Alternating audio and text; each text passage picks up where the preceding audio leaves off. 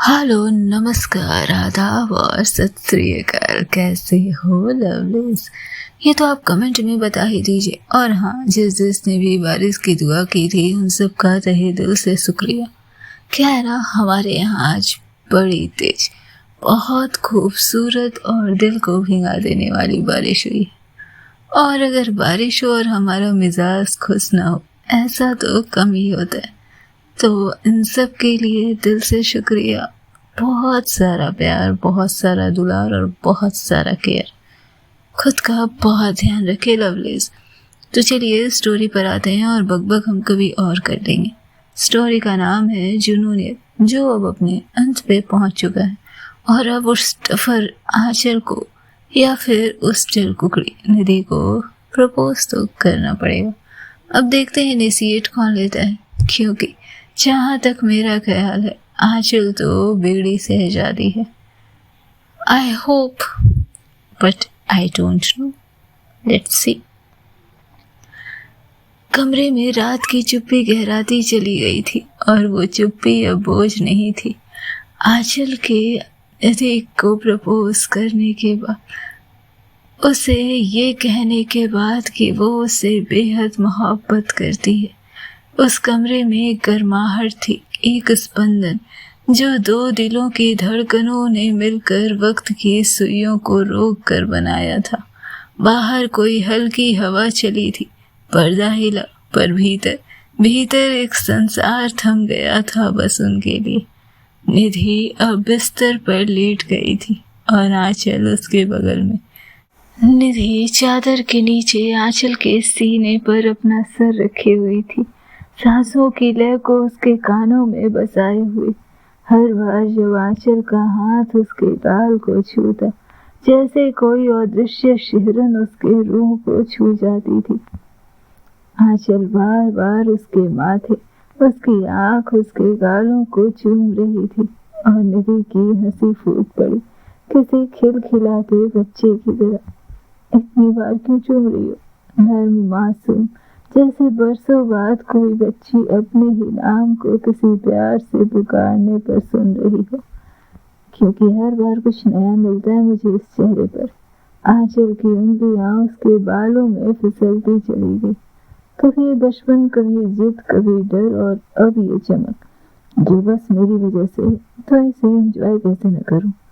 इससे बड़ी कोई तसल्ली नहीं है निधि, तुम समझ नहीं सकती। निधि ने आंखें बंद कर ली, पर होठ मुस्कुरा उठे थे। उसने नजरें उठाकर आंचल की ओर देखा। उनके बीच ज्यादा कुछ नहीं था, बस एक दूसरे की सांसें। और वो धीरे से पूछती है, अच्छा तो बताओ कैसी लग रही हूँ? जैसे कोई दुआ जो मैंने कभी मांगी नहीं फिर भी मिल गई हो। आंचल की आवाज में कुछ था, कुछ थाम लेने जैसा, कुछ बह जाने जैसा। निधि का हाथ उसके सीने पर था, उसकी धड़कनों को गिनता हुआ। हर धड़कन जैसे एक वादा बनती जा रही थी।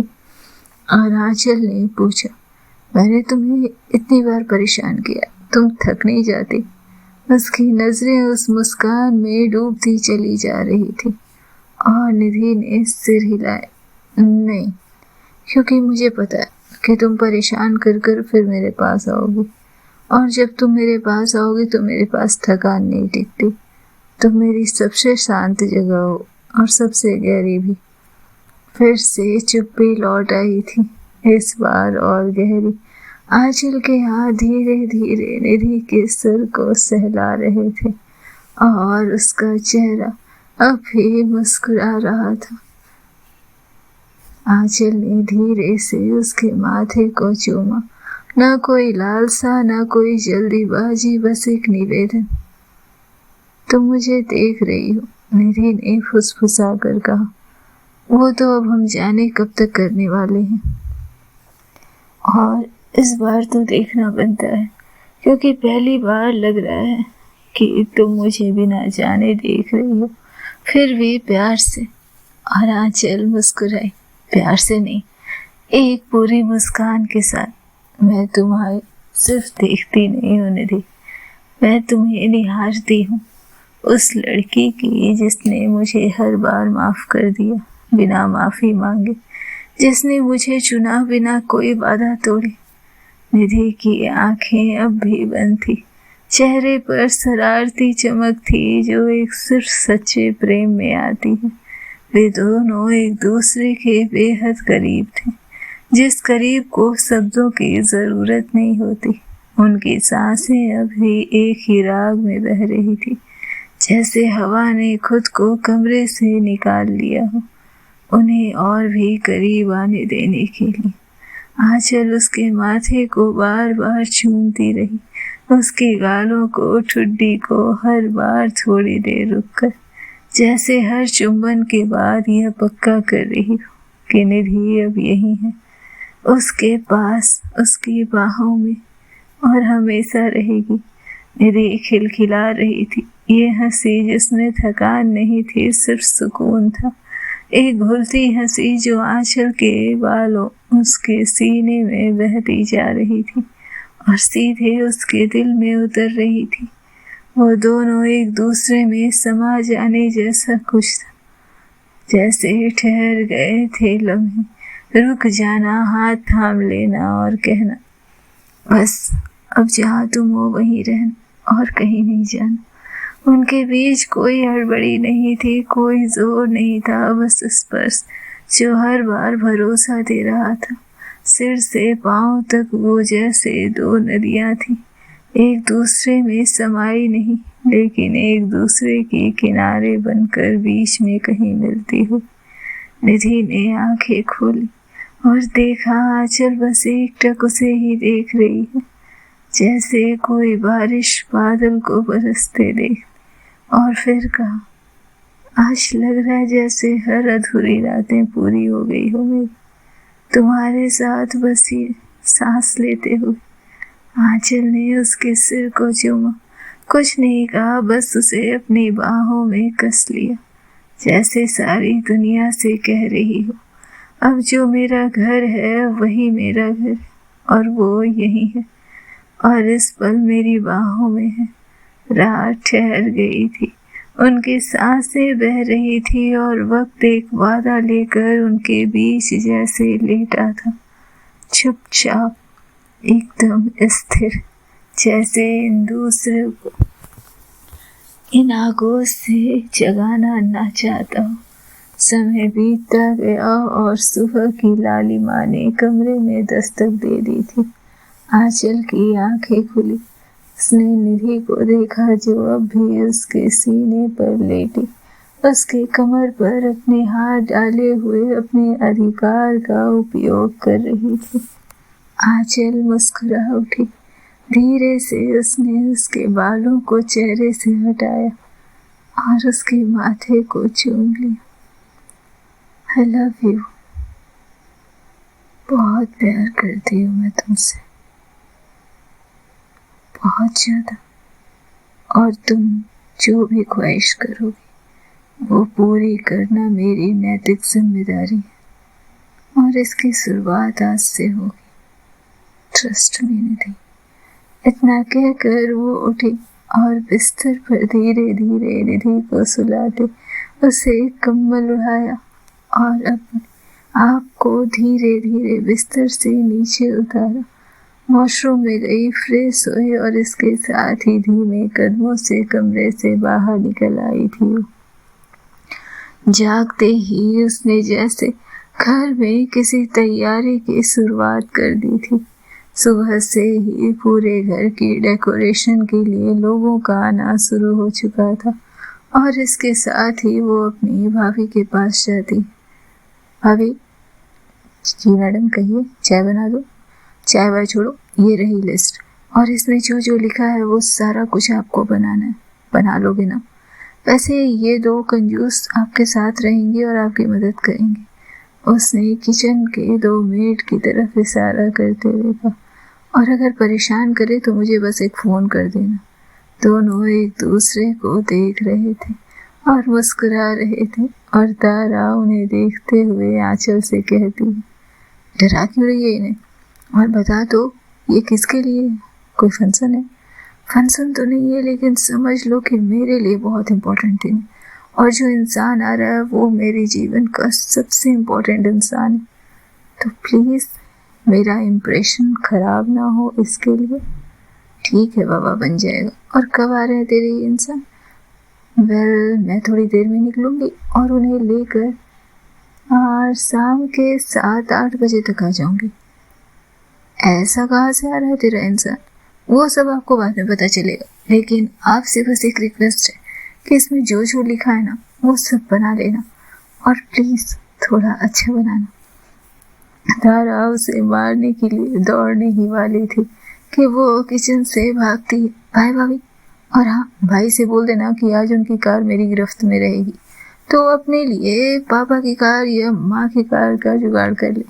और इतना कहकर वो सीढ़ियाँ चढ़ते हुए चली गई थी। तारा मुस्कुराते हुए उन दोनों की तरफ देखती। चलिए, मैडम का ऑर्डर आया है, पूरा तो करना पड़ेगा। और इसके साथ ही वो तीनों हंसते हैं। इधर दूसरी तरफ आंचल अपने पापा के कमरे में जाती, नॉक करती है और पापा उसे अंदर आने कहते हैं। वेल, आज आप इतनी जल्दी जग गए?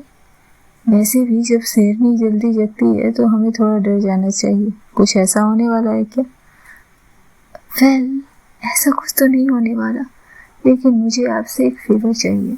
और कैसा फेवर? बस इतना कि जब आज मैं पूरे दिन बाहर रहूं तो मैं कुछ आपको बता कर जा रही हूँ, और वो आप किसी को नहीं बताओगे। किसी को नहीं, मतलब किसी को भी नहीं पापा। ठीक है बाबा, नहीं बताएंगे। माँ को भी नहीं? तेरी माँ से क्या मैं डरता हूँ जो बार बार धमकी देती? नहीं, माँ से नहीं डरते, तो उनकी सिर्फ एक आँख से डर जाते हो। तो सुनो, मैं चाह रही हूँ, और हाँ, जब आऊँ तो सारी तैयारी पूरी होनी चाहिए, इसकी जिम्मेदारी आपकी। और उसके पापा मुस्कुराते हुए उसके सिर को चूमते हैं। I am proud of you. हाँ, ये तारीफ बाद में कर लेना, मैं जानती हूँ, वैसे भी मैं आपकी फेवरेट हूँ। अभी मैं चलूँ? हाँ, लेकिन थोड़ा फ्रेश तो हो जाओ। हाँ, ये ठीक है, थोड़ा इम्प्रेशन पड़ेगा, है ना? और इतना कहकर वो फिर से अपने कमरे में जाती, धीरे धीरे वॉशरूम की तरफ जाती है, फ्रेश होती है, अपने कपड़े लेती है, और फिर धीरे से अपने फिर से पापा के कमरे में चली जाती। उसके पापा अब कमरे में नहीं थे, हालांकि माँ कमरे में थी। मुझे ये बाथरूम का इस्तेमाल करना है क्योंकि निधि मेरे कमरे में सो रही है, तो क्या मैं आपका बाथरूम इस्तेमाल कर लूँ? उसने अपनी माँ से पूछा, और उन्होंने सिर्फ उसे देखते हुए हाँ में सिर हिलाया था। आंचल मुस्कुराते हुए उन्हें थैंक यू कहती है और फिर वॉशरूम में चली जाती। रेडी होकर निकलते ही उसने अपनी माँ की तरफ देखा और इतना ही कहा, आज मुझे आपसे कुछ बात करनी है। जब मैं लौटूं तो क्या मुझे आपका सिर्फ आधा घंटा मिल सकता है? उसकी माँ बस उसे देख रही थी। ये आंचल तो वो नहीं थी जिसे वो जानती थी। प्लीज माँ। कितने सालों बाद उसने ये माँ शब्द कहे थे। कितने सालों बाद उसने कोई इजाजत मांगी थी। उसकी माँ कुछ कहना भी चाहती थी तो ठहर जाती, और उन्होंने सिर्फ हाँ में सिर हिलाया और जाती हुई आंचल से इतना ही पूछा, जाग आ रही है? एक इम्पोर्टेंट काम से जा रही हूँ, शाम 7 बजे तक आ जाऊंगी, पक्का प्रॉमिस। और इतना कहकर वो दौड़ती हुई सीढ़ियों से उतर कर नीचे गई और अपने भाई की कार की चाबी लेते हुए निकल गई। इधर निधि की नजरें खुली और सांसों में आंचल की गंध अब भी बसी थी, मगर उसकी उंगलियां अब भी खाली। कमरे की खिड़की से झांकती धूप से उसकी आंखों को छुआ था, और आंख मलते हुए उसने देखा बिस्तर खाली, कमरा खाली। निधि ने खुद से कहा, इतनी सुबह जग गई वो। बाहर निकली तो पूरे घर का दृश्य बदला हुआ था। सुबह के 9 बज चुके थे। फूल दीवार पर लग रहे थे, मेजों पर नए कपड़े और रसोई से आ रही थी अलग अलग पकवानों की खुशबू। वो एकदम से सिहर गई, जैसे कोई सपना हो जो शायद टूटने वाला हो। या फिर बनने वाला। वो सीढ़ियों से नीचे उतरी और तभी अपने मन में पूछा, ये सब क्या हो रहा है? और तारा से टकरा गई। तारा, आंचल को देखा क्या? कहाँ है? और तारा मुस्कुराते हुए, पता नहीं मैडम, सुबह से ही ये मैडम बहुत एक्साइटेड थी। मुझे भी कुछ समझ नहीं आया, बस रसोई में आई, मुझे ऑर्डर दिया, एक लिस्ट थमाई कि ये बनाना है, आज खास दिन है, कोई आने वाला है, और इतना कहकर चली गई। हाँ, जाते हुए बस इतना जरूर कहा है कि शाम 7 या 8 बजे तक आ जाएगी। और निधि ने पूछा, कहाँ गई? तारा शरारती अंदाज में, पता नहीं, सिद्धांत की कार लेकर निकली है, और निकलने से पहले पापा से कुछ बातें भी कर रही थी। कुछ तो बड़ा प्लान है आज इस लड़की का। निधि की धड़कन कुछ अनकहे डर से कांप उठी थी। कहीं वो वही तो नहीं जो रात को कहा था, तुम्हें तुम्हारी पसंद का जीवन साथी मिलेगा। उसके होठ कांपने लगे। कहीं वो मुझे फिर से छोड़कर जाने की तैयारी तो नहीं कर रही। और तारा उसकी तरफ देखते हुए, ओए मैडम, फ्रेश तो हो जाइए, कहाँ खो गई? चेहरा भी उतर गया आपका। निधि कहती है, नहीं कुछ नहीं, थैंक यू। वो मुस्कुराने की कोशिश करती रही पर होठ साथ नहीं दे रहे थे। और तारा कहती, आप जाकर फ्रेश हो जाइए, मैं चाय लेकर कमरे में आती हूँ। और निधि फिर से अपने कमरे में चली गई। वो फ्रेश हो चुकी थी और निगाहें उस दरवाजे पर टिकी थी जिससे शायद आंचल कभी फिर लौटे, या शायद नहीं। एक डर था जो उसके अंदर बैठा हुआ था।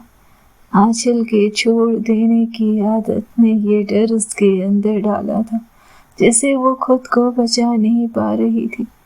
उसने फिर से रात की बातें दोहराई, वो कबूलनामे, वो चुम्बन जो उसकी रूह तक उतरे थे, वो स्पर्श जिसमें सिर्फ देह नहीं आत्मा भी पिघली थी। उसका मन चिल्लाया, जब सब सही था तो फिर ये सब क्यों आंचल? तुम क्या करने की कोशिश करती हो? निधि सोच में डूबी थी।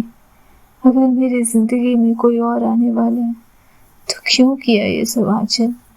क्यों हर बार तुम मेरे मन से, मेरे दिल से खेल रही हो?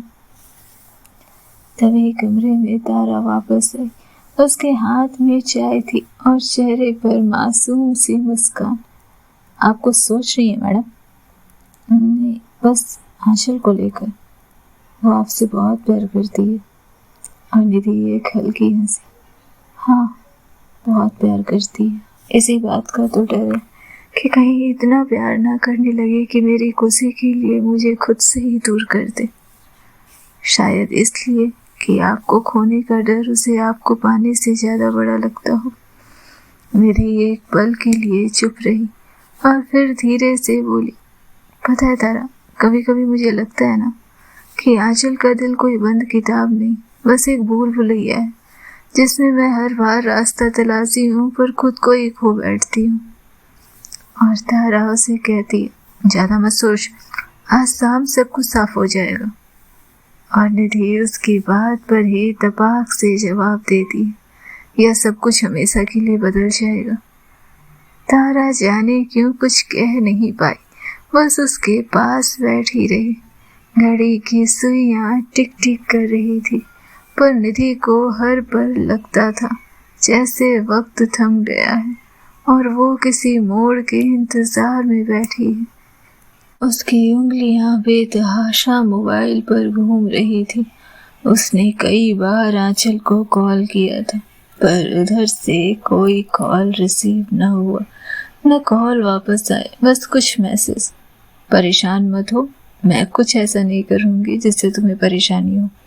और हाँ, अच्छे से रेडी हो जाना, अच्छे से खुद का मेकअप कर लेना। वो क्या है ना, आज तुम प्रिंसेस से भी ज्यादा बड़ी प्रिंसेस दिखनी चाहिए। आज ऐसे दिखो कि जो भी तुम्हें देखे बस तुम्हारे कदमों में सिर रख दे। और हाँ, परेशान मत होना निधि। वो बार बार उस मैसेज को पढ़ रही थी। दोबारा फिर निधि ने टेक्स्ट किया, तुम कहाँ हो आंचल? प्लीज कुछ ऐसा मत कर देना जो मैं पूरी तरह से यकीन न कर पाऊँ। प्लीज कुछ ऐसा डिसीजन मत ले लेना जो मेरे लिए कबूल करना मुश्किल हो जाए। और आंचल का कोई जवाब नहीं आया। जानती थी निधि कि अब जवाब नहीं मिलेंगे। जानती थी निधि कि आंचल एक बार जो सोच लेती है उसे पूरा जरूर करती है। लेकिन कौन था ये इंसान जो आने वाला था? कौन था वो शख्स जो एक परफेक्ट जीवन साथी हो सकता था? मन में कई तरह के विचित्र संभावनाएं बननी शुरू हो चुकी थी। मन व्याकुल होने लगा था, सांसें अटकने लगी थी। वो खिड़की के पास जाकर खड़ी हो गई। बाहर सड़क पर धूप तेज थी, पर उसके दिल में धुंधला सा छाया था। उसका मन व्याकुल होते हुए गलत संभावनाओं की तरफ बढ़ रहा था। हर बार आंखें बंद करते हुए आंचल से छूटते हाथ नजर आ रहे थे। आज कुछ बदलने वाला था। आंचल कुछ कर रही थी और वो सब कुछ शायद निधि के लिए या फिर निधि के बिना। आंचल के अगले कदम के बारे में निधि सोच रही थी, पर ताज्जुब ये था कि उसे कुछ भी पता नहीं था। वो यकीन नहीं कर पा रही थी कि उसकी आने वाली जिंदगी किस करवट बैठने वाली, जैसे उसका खुद की जिंदगी पर ही कोई अधिकार नहीं रह गया था। और यही उसके लिए सबसे बड़ी हार थी। आखिर क्या सोचा था आंचल ने, जिसका अनुमान भी लगाना निधि के लिए संभव नहीं था? क्या करने वाली थी आंचल?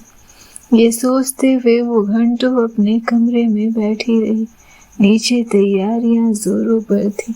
आंचल के पापा खुद हर तैयारियों की जांच परख कर रहे थे और निधि बस सीढ़ियों के पास खड़ी लोगों की इस भीड़ को दौड़ते भागते देख रही थी। क्या होना था आगे, जानने के लिए सुनते रहे नेक्स्ट एपिसोड। तब तक खुश रहें, स्वस्थ रहें, मस्त रहें, बिंदास रहें, खुद का बहुत ध्यान रखें। लवलीज।